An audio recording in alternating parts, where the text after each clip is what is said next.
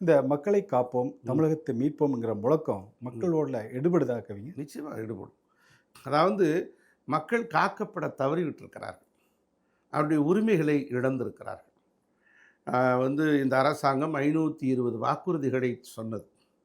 அரசு ஊழியர்கள் ஒரு பழைய பென்ஷன் திட்டம், பழைய ஓய்வூதிய திட்டத்தை கொண்டு வருவேன் என்று சொன்னார்கள். ஆசிரியர்களிடம் கொண்டு வருவேன் என்று சொன்னார்கள். இதுவரை இல்லை.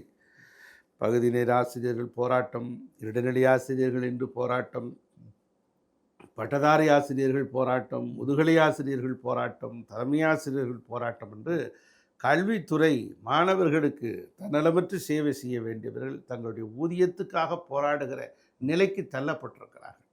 ஆக இந்த அரசு அவர்களை எல்லாம் ஓர வஞ்சனை செய்துவிட்டது என்கிற அடிப்படையிலே கொதித்தெழுந்திருக்கிறார்கள். எல்லோருக்கும் குடும்பத் தலைவிகளுக்கு 1000 ரூபாய் தருவேன் என்று சொல்லிவிட்டு தகுதி வாய்ந்தவர்களுக்கென்று ஆட்சிக்கு வந்ததற்கு பிறகு 27 மாதங்களுக்கு பிறகு 27 மாதம் ரெட்ராஸ்பெக்டிவ் எஃபெக்டில் அவங்கெல்லாம் அதுக்கெல்லாம் பழைய 27 மாதத்துக்கும் தரல. 27,000 ஒருத்தரும் 27,000 ரூபாய் கொடுக்கணும். ஆமாம், அதையும் அதுக்கு பிறகு கொடுக்க ஆரம்பித்தாங்க. அதற்கு காரணம் அண்ணா திராவிட முன்னேற்ற கழகத்தினுடைய அழுத்தம்.